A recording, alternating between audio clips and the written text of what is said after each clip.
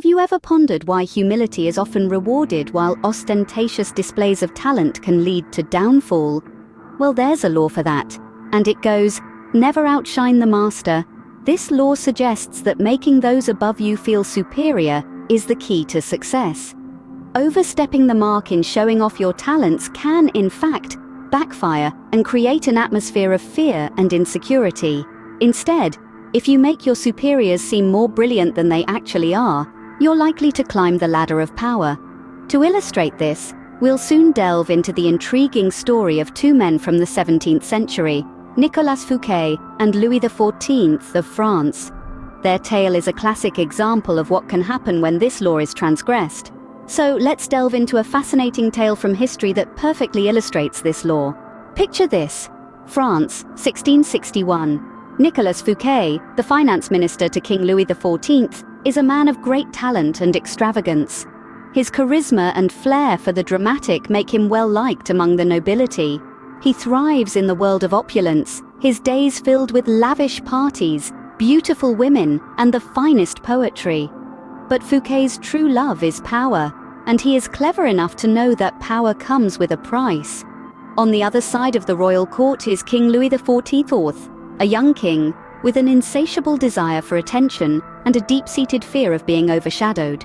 His pride is his crown, his arrogance his scepter. He rules with an iron fist and a heart of stone, demanding respect and loyalty from his subjects. The relationship between Fouquet and Louis is a delicate dance of power and ambition. Fouquet, indispensable to the king, becomes a key player in the political arena. His cleverness and knack for finances make him a valuable asset to Louis, who relies heavily on Fouquet to maintain the royal treasury. When the Prime Minister, Jules Mazarin, dies, Fouquet sees an opportunity to rise in rank. He expects to be named the successor, to step into Mazarin's shoes and increase his influence in the court. But Louis, ever the cunning ruler, decides to abolish the position entirely. Fouquet, sensing his diminishing favor with the king, concocts a plan to ingratiate himself. He decides to throw the most spectacular party the world has ever seen, a grand tribute to King Louis XIV, the guest of honor. The purpose is twofold: to celebrate the completion of his chateau, Vaux-le-Vicomte, and to secure his position in the king's court. Little did Fouquet know, his actions to secure his position would lead to his downfall. In an attempt to woo the king, Fouquet decided to throw the most spectacular party the world had ever seen. This wasn't your average get-together. It was a grand spectacle, a dazzling display of wealth and opulence designed to impress and flatter King Louis XIV.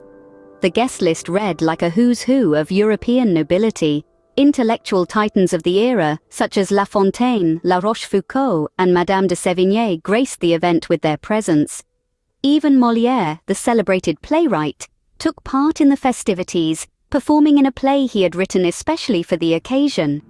The feast was a tour de force of culinary excellence, featuring exotic foods from the Orient that had never before graced French palates, and innovative dishes created just for the night. The grandeur didn't stop at the dining table. The air was alive with music, commissioned by Fouquet himself to honor the king. After dinner, the guests were taken on a promenade through the chateau's gardens. These were no ordinary gardens. They were an architectural marvel, a geometric wonder that would later inspire the grounds of Versailles. The evening culminated in a breathtaking fireworks display over the garden's canals, a spectacle followed by the performance of Molière's play. Fouquet played the perfect host, personally accompanying the young king through the evening's festivities. Looking around, he must have felt a sense of accomplishment.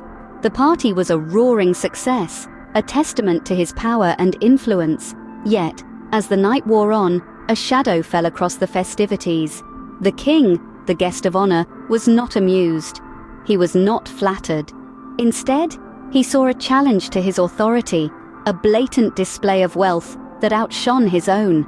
The party was a success, but the aftermath was something Fouquet hadn't anticipated.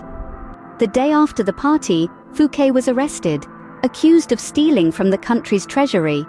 The accusation was a heavy one, a crime not taken lightly in the court of King Louis XIV. But you see, the accusation was not entirely unfounded. Fouquet, in his tenure as finance minister, had indeed siphoned off funds from the treasury. But here's the catch: he did so on the king's behalf and with the king's permission. 3 months following the arrest, Fouquet found himself standing trial. The courtroom was abuzz, whispers echoing off the stone walls. The verdict was as expected: guilty. The sentence, the harshest possible. He was to be sent to the most isolated prison in France, high in the Pyrenees Mountains. No lavish parties, no beautiful women, no poetry. Just cold, harsh stone and the biting mountain air. But what was the king's motivation behind these actions? Why would he punish a man who had served him, glorified him, even outshone him? The answer lies in the very essence of the human condition: pride and insecurity. Louis XIV, the Sun King, was a man of immense pride. He desired to be the center of attention, the most radiant star in the sky. Fouquet's grand party, designed to pay homage to the king, had inadvertently cast a shadow on Louis.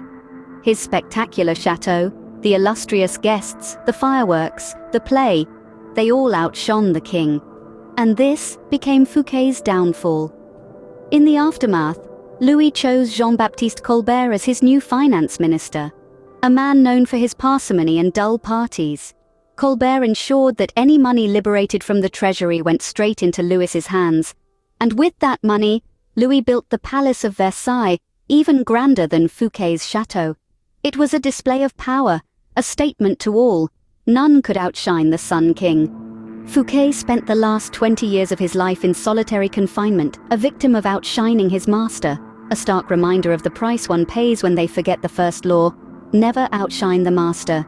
In Fouquet's place, Louis XVI chose Jean-Baptiste Colbert, a man famous for his frugality. The contrast between the two men couldn't have been more striking. Where Fouquet was flamboyant and lavish, Colbert was careful and reserved. Where Fouquet used the treasury as his personal piggy bank, Colbert made sure that every penny was accounted for. But Colbert's frugality didn't mean a lack of ambition or grandeur, quite the contrary. With the money he saved, Louis XIV was able to embark on an architectural project of unparalleled scale and magnificence: the creation of the Palace of Versailles. The palace, which was to become Louis's primary residence and the seat of the French government, was a testament to the king's power and influence. It was designed to inspire awe, and it certainly did. The architects of Versailles were the same men who had designed Fouquet's chateau, Vaux-le-Vicomte. They took the grandeur of Vaux-le-Vicomte and multiplied it, creating a palace that was not just a home, but a symbol of the French monarchy's absolute power.